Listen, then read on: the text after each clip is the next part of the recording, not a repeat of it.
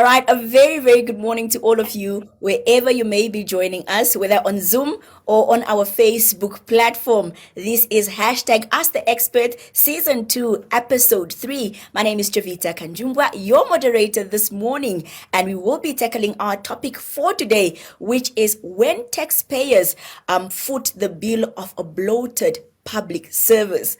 Now, I'm not a public servant. I don't know much about what this means for them and Namibia at large. Hence why I'm joined by expert Herbert Jauch, who is a unionist and political analyst. A very good morning to you, Herbert. Similarly, another labor analyst joining us this morning, Sydwill Scholtz. A very good morning to you. Good morning, Javita, and thanks for having me.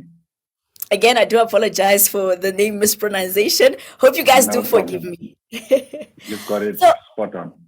All right. Now, in spite of a decline in Namibia's output, civil salaries increased from 13 billion to around 30 billion between 2013 and 2018. The increase was primarily funded by borrowing, and this has caused alarm bells which were raised by the finance minister, Iipumbu Shimi, regarding the public sector's soaring wage bill, which was at 56% of national tax and 16% of the GDP. Now, the Namibian government has once again agreed to increase the employee pay packages, this time by more than 900 million. That is, of course, after threats of a strike earlier this month, which you all saw, and hence why we are tackling this topic for today after the public servants got a 3% increase. Now, I know this may sound like it shouldn't even be a question, but Herbert, why has the government once again agreed to increase the employee pay packages? Okay, your introduction raised actually already many different issues. One is the size of the civil service, but we must also not forget other things that happened in that time. For example, the massive expansion of parliament from 72 seats to over 100. The continued operation of two houses of parliament, the National Council alongside the National Assembly. The creation of several new ministries whose function is dubious, to say the least. So government has embarked on a whole host of very expensive extension.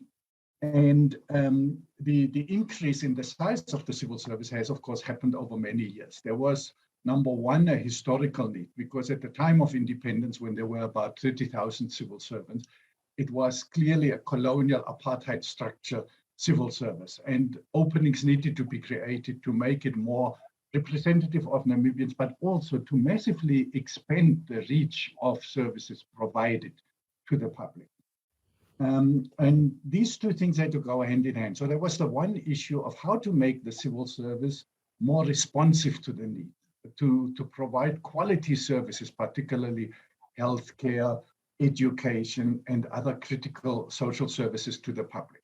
And that is absolutely important. For a country like Namibia, if that doesn't happen, we are in deep trouble. Now, with the wage bill, that has also been coming for a while, and there were debates what would be the best way of catching that.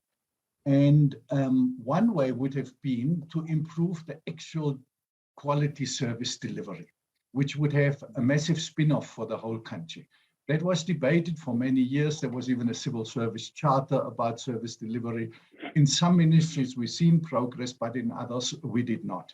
Now, all the while, the over 100,000 civil servants needed to be paid. And we must not forget their own circumstances when we debate these issues. The 900 million, yes, that looks like a huge amount of money to the fiscal.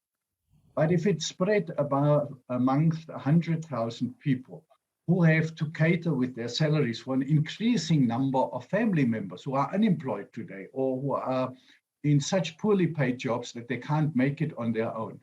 And when you look at what has happened over the years, namely 5 years without any adjustment, where the civil servants didn't even get an inflation-related adjustment.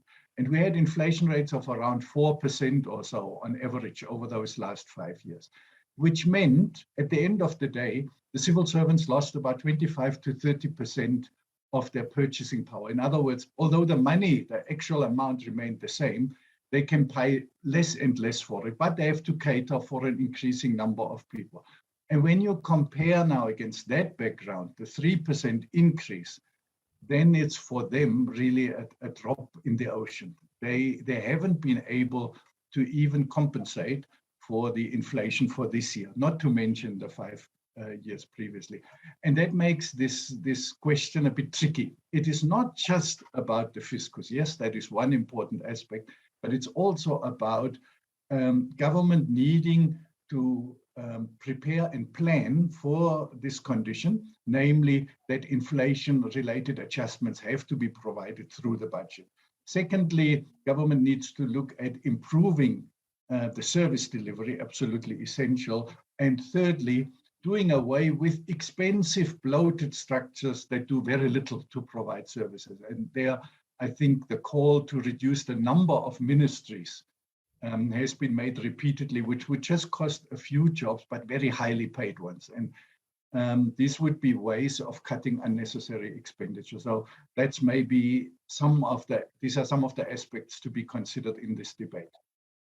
Now, Sydwill, just looking at or just listening to some of the things that Herbert has said, because ultimately he touched on so many aspects, including, of course, the structures of the government, the additional ministries that were created just to cater for the new administration. Would you say that in the new or the government increasing now, of course, that is just the pay packages by 3%. Would this, of course, be just something of sort of an afterthought that the government says they're in a tight position that they should just possibly agree to the 3%? Sure. Ideally, the 3% is obviously better than nothing, firstly. Secondly, we should try and steer away from a situation where we try and fund everything through debt funding, and instead move towards a situation where our country becomes more self-sustainable. So the addition of extra structures within the ministry obviously has with it either the means or the mandate to bring in additional income, firstly. And secondly, yes, it comes with an extra headcount cost, but in essence, it should it should be run in a similar way as if you run a business. So each individual ministry should essentially cover their own basis with shared services across the board, like your finance, your defense, and basic services like that. So within the extra structures, yes, there is a lot of value to be added, number one. And number two, I think, like I said, we should try and stay away from debt funding, because at the end of the day, with buying power, as Herbert also explained, diminishing and becoming less and less of money, we are essentially buying money at a higher cost than we are actually getting for that. So the interest that we are actually funding actually needs to come from somewhere. And essentially, we wouldn't want to be in a situation where we cut down on jobs, especially on government jobs, whether it's high-paying jobs or low-paying jobs. That is obviously the worst-case scenario that we want to be in as a country, because I think that would just cause more civil uncertainty and political uncertainty than actually the benefit we get from saving on a few salaries here and there. If you look at the levels of funding that we discussed, an extra 900 million is not a small amount, but as I would said, if you divide that into the families, and within those families are also unemployed people, we have a youth unemployment rate almost close to 50%, which is obviously not ideal. That is something we definitely need to work on. But then the major thing boils down to quality of service. So is the services that are being rendered by government, by civil servants, is it of such a quality that it actually justifies I don't want to say a salary increase, but does it justify the salary that you're earning? Number one. There's a lot of jokes going around in the industry that government employees go to the office, hang up their jackets, and then they leave, doing other things. You can hear about horror stories going on within state-owned enterprises, within government ministries, mismanagement of assets.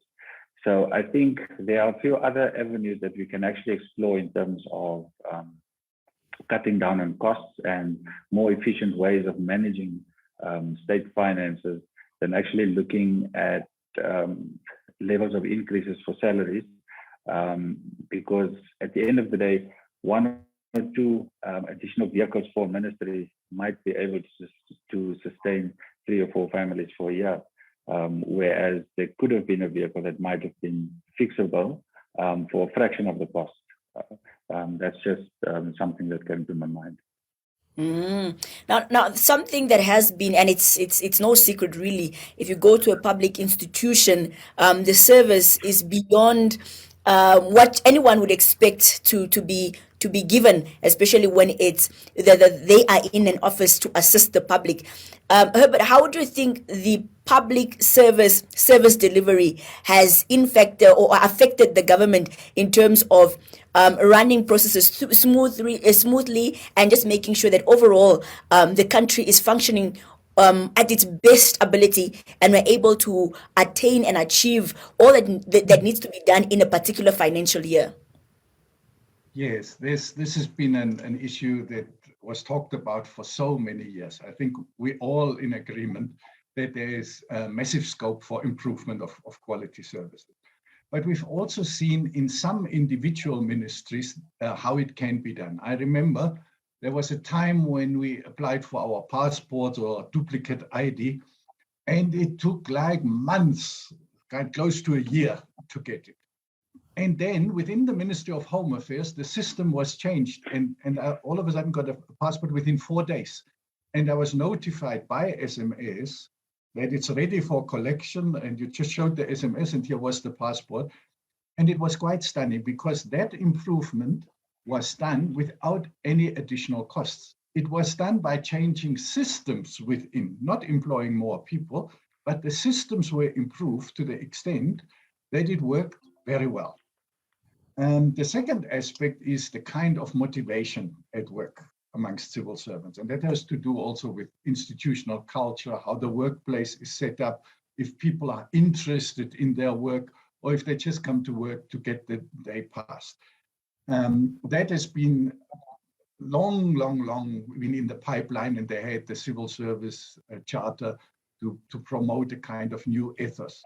There was even training given to civil servants. Then NIPAM was set up, and a former director of NIPAM once pointed out that there's also an internal dynamic in many ministries. Namely, you have a generation of the old, almost colonial civil servants that were there, the kind of technocrats politically associated with the old regime.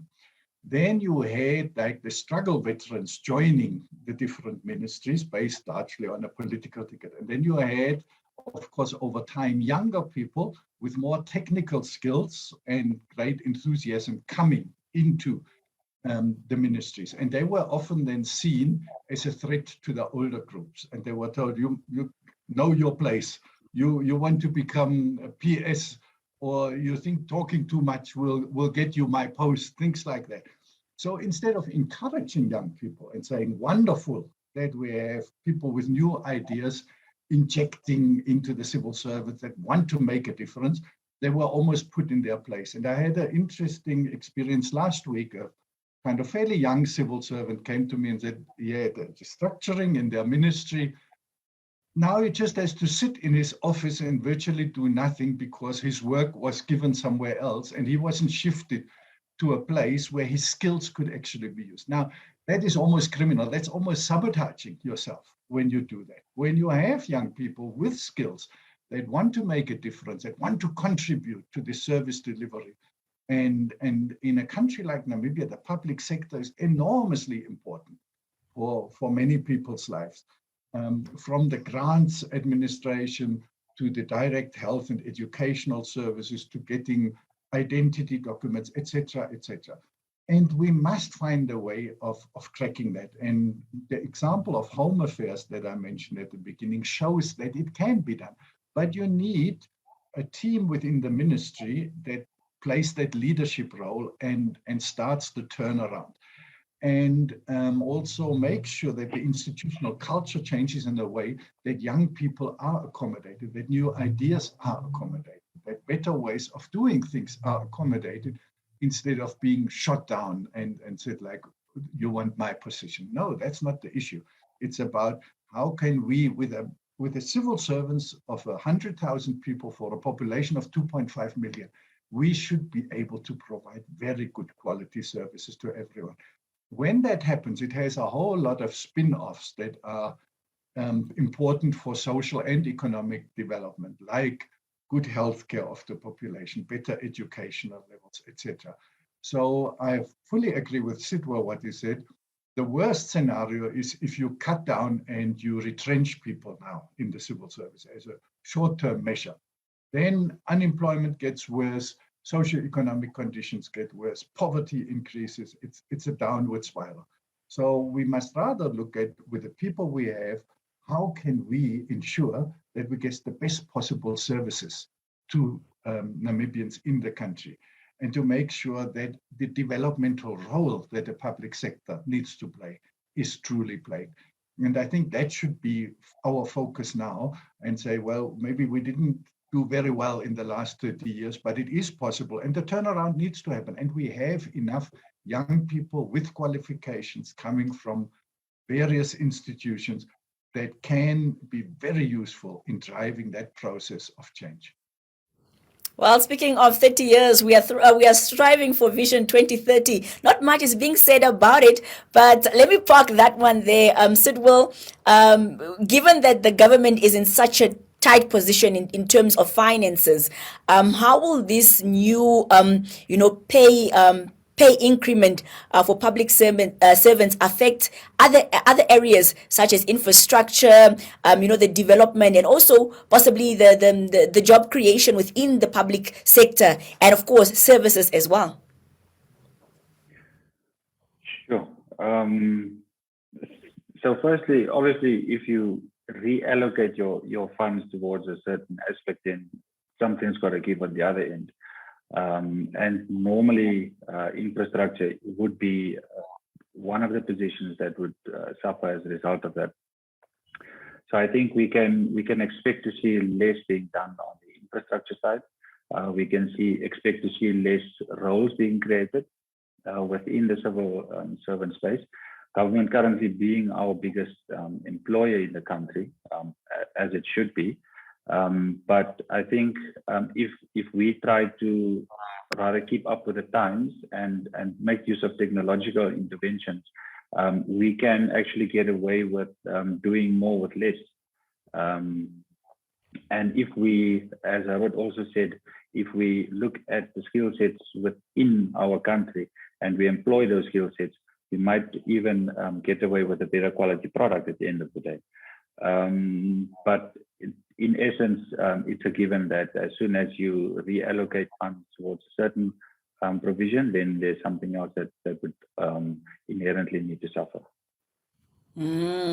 Herbert, let's go to, there has been a recent call, by several unionists saying that the recently signed salary increasement for public servants is a failure, and that they have urged workers to cancel their memberships with the current bargaining unions, and then they should, of course, join a suggested union, the PSAN, for better representation. What is your take on this? Yes, that is a question about who unions represent and to whom they should be accountable. And there are some fundamental points. Number one, trade unions must be workers controlled and workers owned, no one else. So the only accountability of a trade union must be to their members. When it comes to wage negotiations, there are several processes involved. Number one, the union negotiating team needs to have a clear mandate from their membership. So it's not, if I'm elected general secretary, I can now decide what I think is a reasonable demand or a reasonable agreement. No, I have to go back to my members and find out what are their expectations. After discussion in the union structure, we table the demands. In the negotiations, it's always a give and take. That's clear. There's hardly a scenario where a trade union would win all of its demands. So on the union side, you need to be clear what are the key priorities and on which issues are we willing to compromise. Then you go into the negotiations. It's a to and fro, like we've seen in the public sector. Then before the strike vote, government said there's absolutely no money, forget it, you can strike if you like, but there is no money. When the civil servants overwhelmingly voted for a strike, government saw that there is a possibly massive strike coming, and they realized the costs of such a strike could be far higher than the bit of savings on salaries. So they started moving. But then, after that initial offer came of 3% plus increases in housing and transport allowance, the union negotiators needed to go back to their members before signing. Say, government, thank you very much. We see you've now moved. We appreciate that. But as you know, we represent our members and therefore we need to go back to them. Once the members say, it's fine, under the current difficult conditions, we're willing to accept it, then it is fine to sign. But if you sign and then your members hear about it on the news and read it in the newspapers and are up in arms, then these sellouts, how could they agree to 3%? Then you create a problem. And that is then, it points to a lack of accountability within the union. And for workers, then there are two options. They can either change the leaders in their union at the next union congress, because they must hold congresses regularly, and replace them with people that understand union democracy and workers' control. Or they say, we are fed up with this union, we might leave and join another union. Or they are fed up with unions altogether. Say, they are just useless organization, and they leave. That's the worst case scenario. Then you find yourself completely on your own as an employee in the public sector. No one negotiates for you, and you have no vehicle through which you can raise your demands, and you're basically left at the mercy of the employer. And these are the scenarios that we face, that not only happening in the civil service, that also happens in private companies like Shoprite. And for workers, they need to understand the implications. If you have no union, you are without a serious defense. And if you have a union, you must make sure that this union is accountable to its members and receives mandates from the members and gives feedback and operates on that principle of workers' control.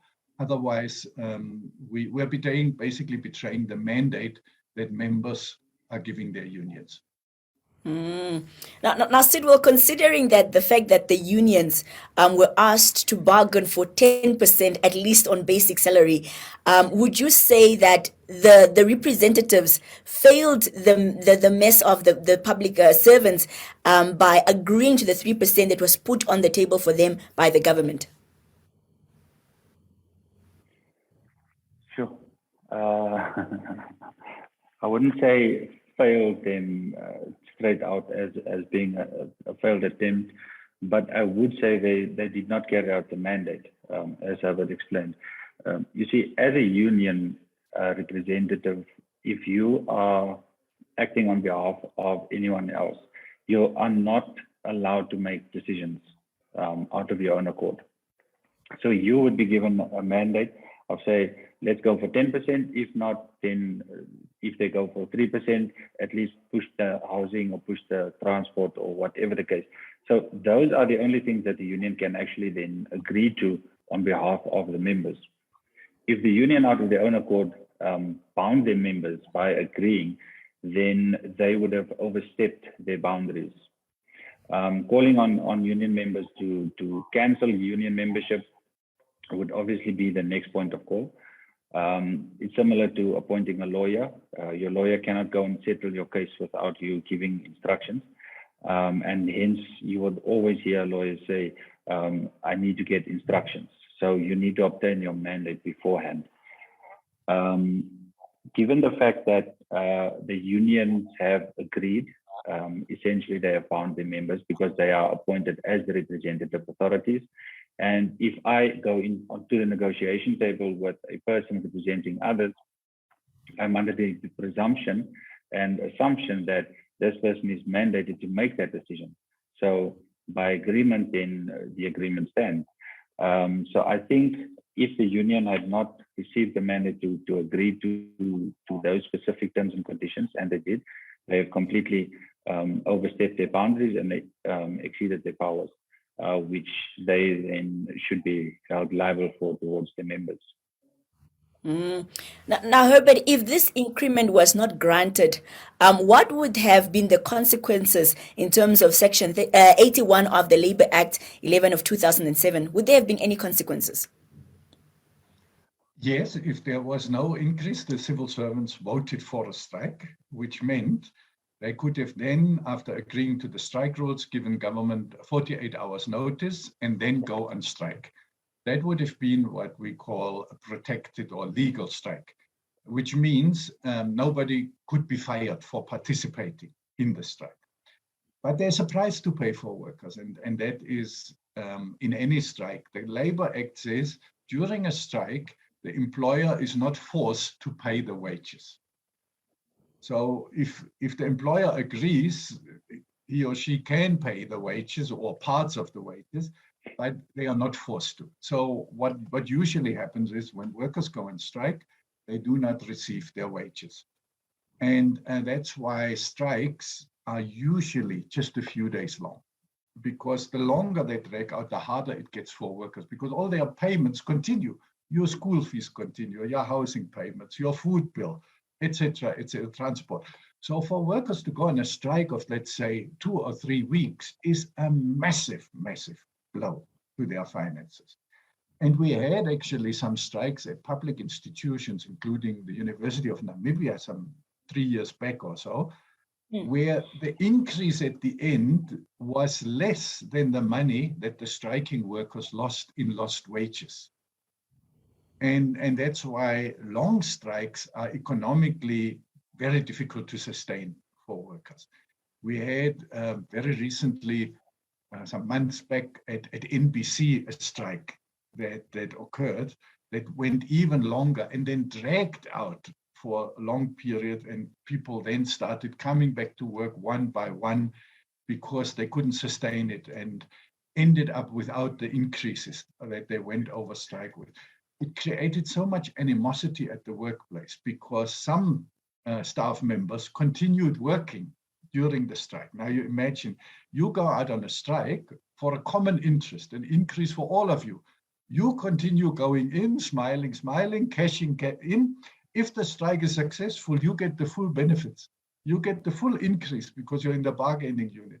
And others who stood outside toying with placards, they had their wages deducted for that period. And there's, in my view, in our labor law, an inherent bias against striking workers. It's an unjust and unfair way because the labor law actually rewards those who break the strike, who are in the bargaining unit but continue working, continue getting the salary, and then they enjoy the salary at the end of the day. If we had such a scenario in the civil service, I think the atmosphere and the kind of willingness to go the extra mile and perform good services could have been severely compromised. And based on the NBC experience, we can see how ugly that can turn out to be. And so I think against that background, government started moving when they saw either we must provide something or we face such a scenario of a strike that can be very damaging to the morale, can be very damaging to has a severe economic impact, and can also destroy any kind of trust between employees in the public sector and their employer. Now, Sydwill, just looking at the fact that Herbert said that the benefit usually is on the employees who stay in work while the others strike, but then they benefit altogether. Is there particularly any way the Labour Act can possibly include sort of an advantage for both parties, those willing to strike, and because the other ones are already having a winning end, whether they strike or they don't strike, the benefits, if they are awarded, they still get them. I think the idea, as far as the Labor Act is concerned, is to avoid any form of discrimination. So you don't want to discriminate against people who still want to continue working, continue rendering the services that they contractually agree to, simply over a dispute as far as increases are concerned. So you need to consider that as far as labor is concerned, you have disputes of right and you have disputes of interest. Your salary increases are normally or are inherently disputes of interest. So it becomes a play-off between those who are not happy with the proposed increase versus those who are comfortable to accept the proposed increase. And then it becomes a play-off between employees and employers of how long can you last without my services and how long am I able to last without earning an income. Obviously, the longer the strike continues, as Herbert also said, the more economically challenging it becomes, especially for employees, but likewise also for employers, because the companies would not be allowed to employ anyone else for a temporary basis to fulfill the duties of a striking employee. So the playoff then becomes interesting in the sense of, even though I'm not legally required to pay you your salary, if you do come to work, I will then pay you your salary. So employees really need to go into this open-minded and being well informed. And that is exactly the purpose of the union, to inform employees of, should we go this route? These are the possible repercussions, and this is what you could face at the end of the month. So come the end of the month, when there are no salaries, there's also no union fees. Or if it's a percentage-based union fee. But likewise, when the union negotiates for higher salaries, they're also negotiating for higher union fees. So I think as far as that is concerned, there's an inherent conflict that should also be addressed, and that should also be sort of mitigated in a sense, where union fees are based on a percentage of the income of their members. Well, to those joining us, please, you can drop your questions in the chat, or if you're on Facebook, you can drop the questions in the comment sections, and we will, of course, be able to answer them. The experts, of course, that is. Now, Mukela Mabakeng of the Bank of Namibia is saying that the 3% increment is a decent compromise amid current economic and fiscal conditions, and should be discussed outside the size of the public service and wage bill, which is one of the highest in relation to peers. We need to efficiently and humanly reduce the size of the wage bill. The 12% increase received in received in 6 years ago should have also been broken down into smaller annual increment. What are your thoughts, Herbert, on the comment from Mukela? Well, certainly with the wage bill in relation to the budget is very high. There's absolutely no doubt.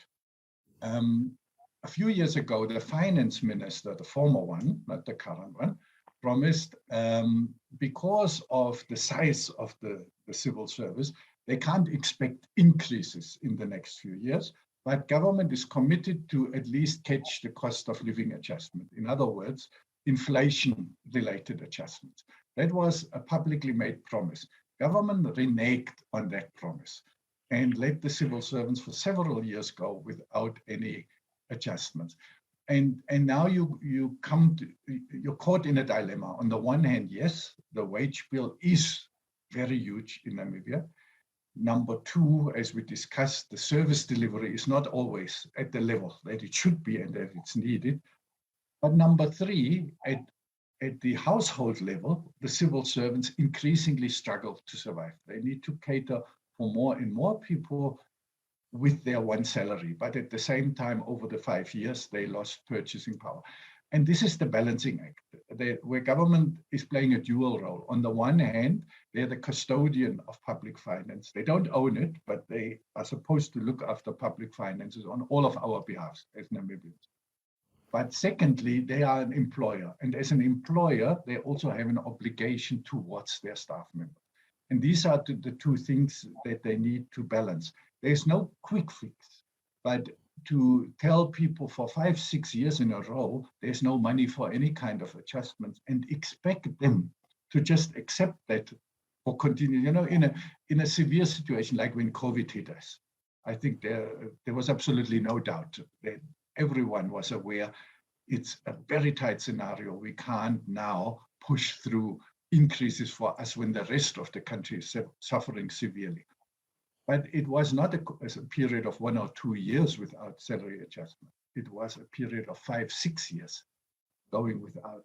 And I think this is the dilemma that government finds itself in. On the one hand, trying to balance public finance. On the other hand, being an employer of over 100,000 people and knowing that, and we have that in the terms of statistics from the labor force surveys, that the one salary earner is usually the main household earner and often the only one.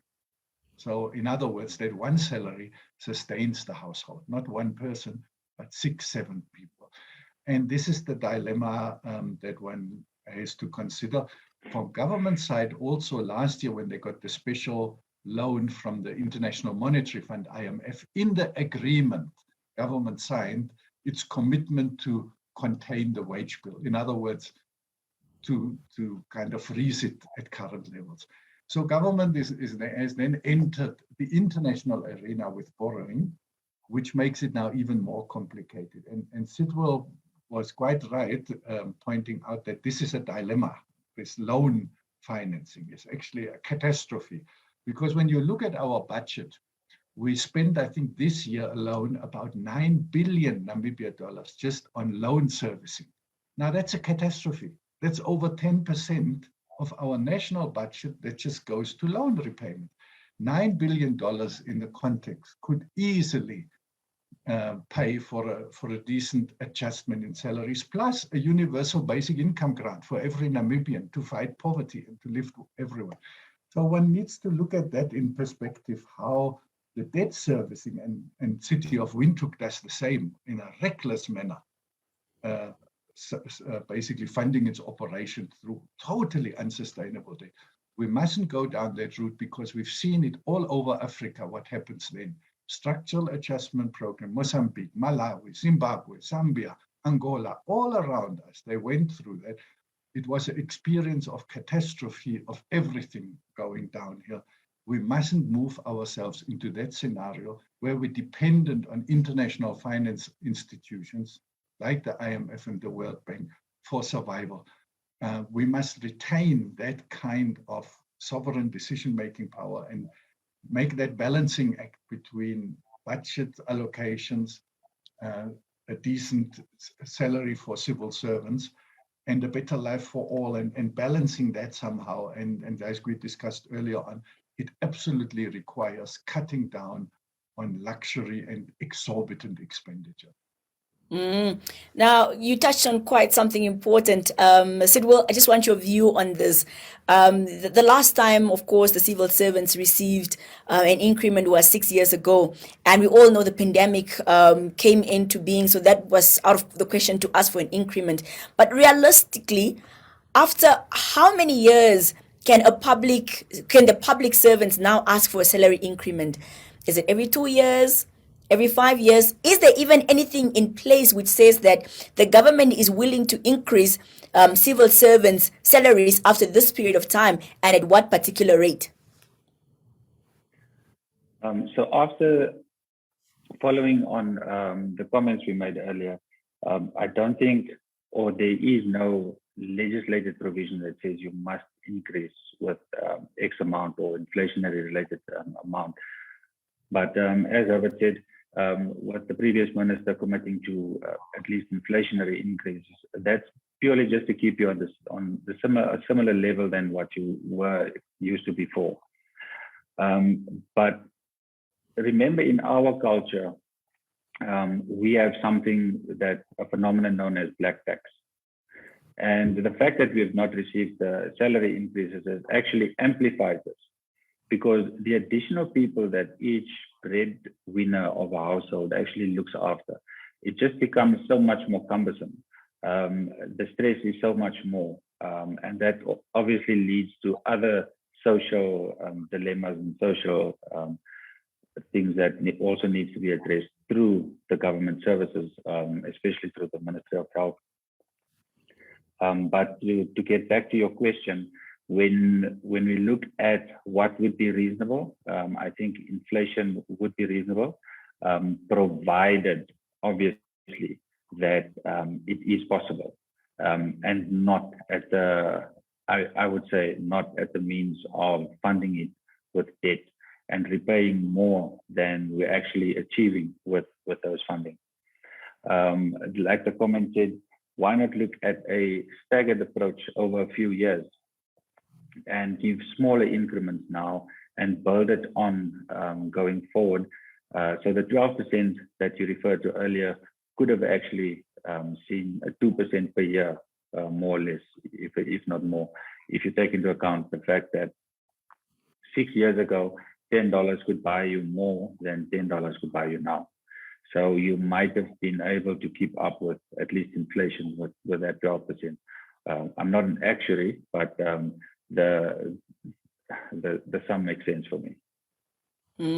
Now, Herbert, let's go back. We now know that we have the 3% increment, but let's just say in a situation where the 3% or the increment was not granted, Namibia has never seen the public civil servants ever strike. What kind of dire consequences would this have had on our whole economy? Well, many business activities rely on permit offices, on border control, staff members. For example, the old age pensioners require their payment at their offices, etc. Of course, schools and hospitals and clinics would have faced a skeleton staff. Some staff members might have still operated, but a sizable chunk would have been on strike. So it would have been a disruption that would have been felt in all corners of the economy. There's virtually no place in Namibia that wouldn't have felt the impact in terms of services just not happening and being disrupted. And I think that threat and that scenario was the one that made government then move and finally put something on the table to avert that strike. How it would have panned out if it came to it is hard to predict. I would have suspected, even if the strike started, government would have tried to settle it quickly, the way it happened a few years ago when teachers went on strike over the 8%. And I think after 2 days or so, it was settled. So sometimes it's a positioning game of also to show what you are able to do, how far you are willing to go. And once that happens, then there are the attempts to find a solution. But as we've seen in the case of NBC, they also can go the other way, where basically the employer digs in and says, well, there is no money and strike as long as you want, there's nothing we can do. And then it moves towards the worst case scenario. I don't think we would have seen that in the civil service as a whole. I think the pressure of a strike would, and also remembering, and that's the third role of government, that there are politicians who want to be re-elected.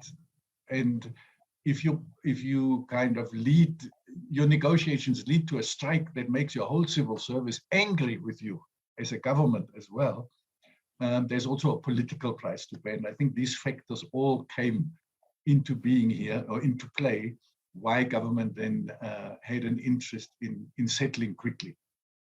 Sydwill, I love the point that Herbert just raised on the political side of course of this as well.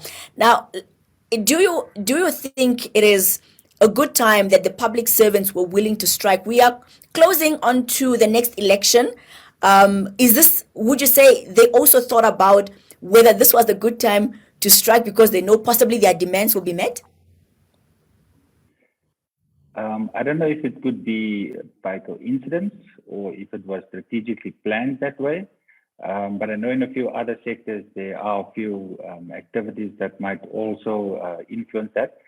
Politically, I wouldn't classify myself as being an expert, so I might just say the wrong thing. But I think strategically thinking and strategically looking at it, it could be seen as a strategic move to try and apply pressure into getting what you actually want at the end of the day. Now, Herbert, we are already here. We are at the 3%. The wage bill has been increased. How can the government now control this? We talked about the IMF, the agreements that they've entered into, the borrowing rates that we are at. How would this, of course, how can the government just in essence just bring it down or control the wage bill, and what other avenues can the government look at raising the money needed to fund the salaries, because most of the taxpayers' money goes to that in terms of being generated or being redirected to other avenues? Yes. I think there are some principal decisions that government must take.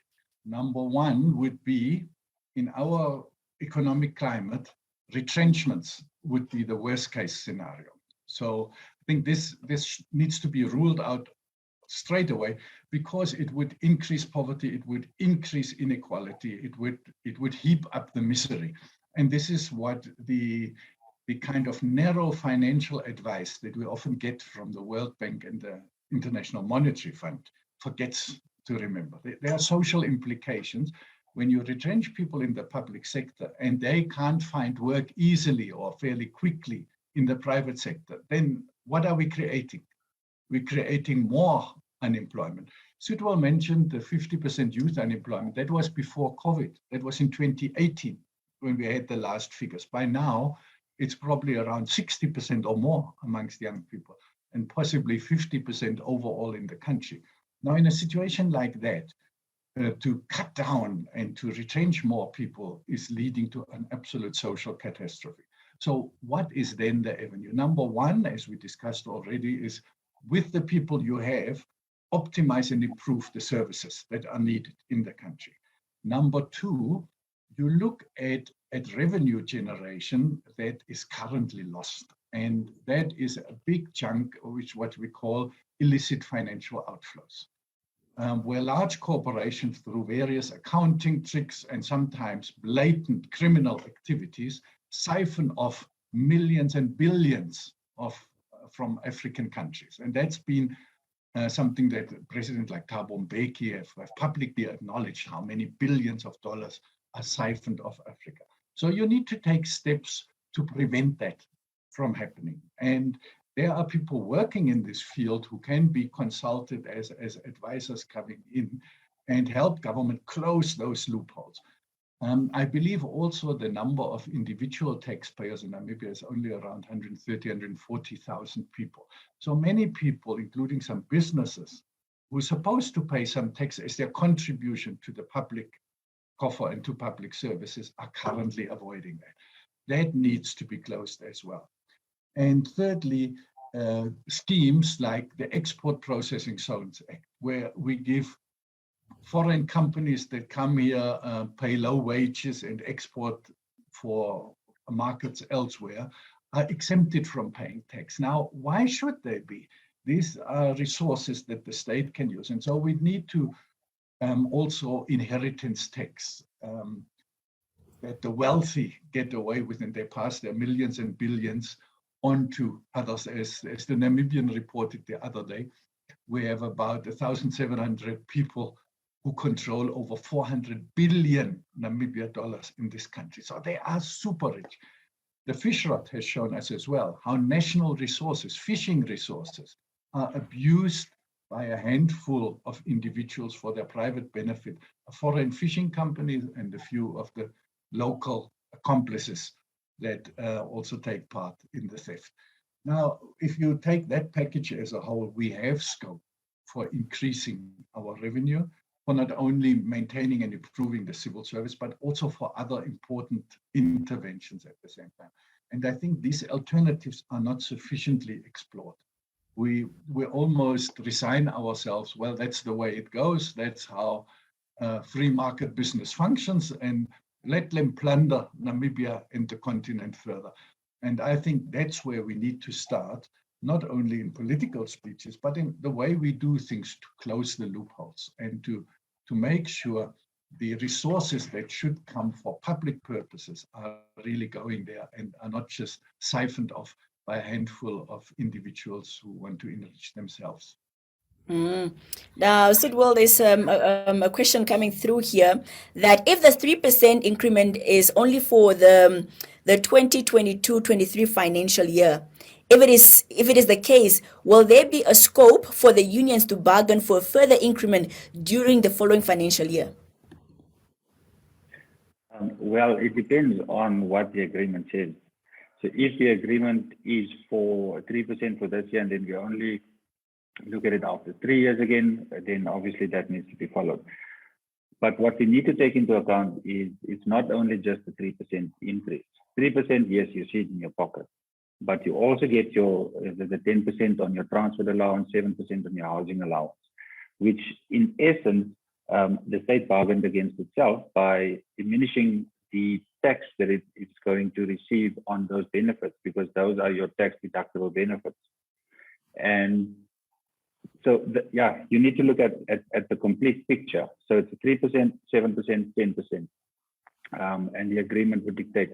Normally, these negotiations are entered into on an annual basis, just before or at the beginning of the new financial year for the following financial year, so that people are then aware at the time, and also to give each other scope in terms of negotiations.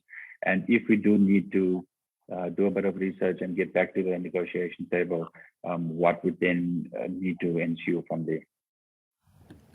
All right. If we have any further questions, please do drop the questions in the comment section, or if you're on our Facebook platform, please also just drop the questions there, and I will be asking them on your behalf. To that is my panel here. Now, Herbert, we have now reached a position where the 3% has been given, like I stated, and Sid will emphasize on the other benefits that the government is giving as well, the 7% and the 10%, the one on housing and transport. If we look at that holistically, how will this affect the government to hire additional public servants? I guess at this stage, we will not see that happen. There were already over the years now attempts to kind of close off positions or just not fill them. So when someone retires or someone leaves to go work elsewhere, then the position is simply left open. And the finance minister has, for several years now, in consultations with also civil society organizations, said, well, you can propose anything and everything is possible as long as it doesn't cost money. And of course, that is an approach that doesn't lend itself anywhere. So what we probably would rather see is shifting of priorities and civil servants within the system. So when you have a priority in a particular sector, let's say health sector, then maybe there might be some positions available there, but the overall number might not increase because in other ministries they might restrain new hiring. So I think with the current figure of just over 100,000 civil servants, that is probably the figure that government wants to retain. But what it means for young people, and we had this issue of also young people with degrees, graduates coming from various tertiary institutions with degrees and struggling to find work with the private sector offering very few positions as well. If then government says, well, we have basically a moratorium or a stop on hiring, it means for young people there are very few opportunities available. And that is the tragedy that we are facing now. In the 1990s, in the decade after independence, where so many new opportunities were available, where young people with their degrees could quite easily join the public sector. And therefore, there was a sense of growth and emerging optimism that things will improve. This scenario has changed now. In the last few years, it's kind of closing down of those avenues. And so while it's good for the finances to retain and manage that level, it has consequences, particularly for young people looking forward. And this is the kind of difficulty that government faces, and where we mustn't only look at the financial implication. We must embed it in the broader socio-economic development agenda of a country and where we're going to. Just cutting expenditure, no matter what the price to be paid in social terms, will not solve the crisis that we're in right now. All right. Now, a question comes from Paulina Magongo saying that realistic transport allowance for civil servants per month is 640 times 14%. How much increase is this, and is it realistic in the current situation of the high fuel price and taxi fee? Herbert, Sydwill or Herbert, which one would like to answer that? I think if I can just quickly jump in with 5 cents there. I think 640 times 14% is obviously better than 640 in the first place. Secondly, we've seen a spike in the fuel prices recently, and we've also seen the taxi associations lobbying for higher taxi fares. We've seen transport fees increase, people who commute between towns also paying more. But obviously, as I said earlier, you get a tax benefit from the amount of money you pay for transport to get to and from work and for work-related duties. Not being a financial advisor, I think that is something that you and your financial advisor can sort out on your personal portfolio. And obviously the 14% would differ from person to person depending on your level of what the benefit is. Likewise, the increase that has been passed on the housing allowance would seem to bring some sort of relief, especially also on the tax portion, as far as the interest in the prime rate increasing over the past few months as well. We've seen in South Africa also similar spikes in the prime lending rate, which obviously, or in the repo rate, which obviously boils down to the prime lending rate. And in essence, it just shows that the government is willing to negotiate on matters that actually affect your pocket at the end of the day. So even though you get a 3% increase, there might be a $10 a year and a $10 a day that you can still save by paying less tax on those items than you did before. Even though you might be spending a bit more money on fuel, but then you just obviously need to think twice. Do I really need to go there, or is it somewhere that I can take the bicycle or I can walk? So I think on each and every one of us, there is a responsibility to see how we can better manage our personal finances. And also, is it really necessary to have the wants instead of looking after your needs? Thank you. All right. Now we are literally at the last 3 minutes. So I would like you guys to answer this question within 1 minute, possibly. Herbert, the question is, given that the government is the biggest employer in the country, how do you think the private sector can lessen the burden of the government by creating and employing more people? Yeah, that's been a hope and an appeal to the private sector endlessly long. But unfortunately, private companies operate not with the primary aim of employing people. Their primary aim is to make profits. And so when they are able to increase their profit rate at the expense of hiring fewer people, at the expense of streamlining, as they call it, all these wonderful words that actually mean more misery for others, then they will do it. And I think this is where the appeal is sometimes quite naive when politicians say, well, the private sector must come here to assist us and create jobs. Their overall aim is often not to create as many jobs as possible, but to increase their profit rate.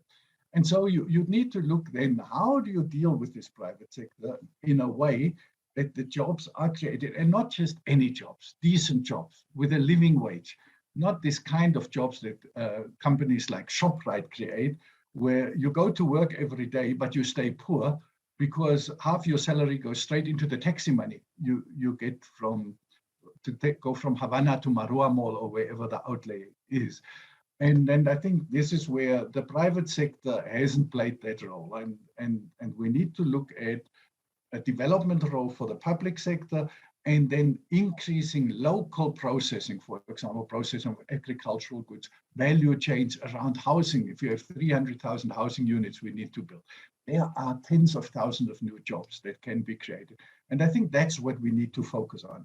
Things that can make a difference now. But my minute is up. Thank you very much Yes. for the chance. And unfortunately, Sydwill, I would have liked for you to answer as well, but our time is up. Thank you so much, Sydwill and Herbert, for joining us. This has been Ask the Experts, Season 2, Episode 3 for myself, Javita, and the entire team here. It is a good afternoon.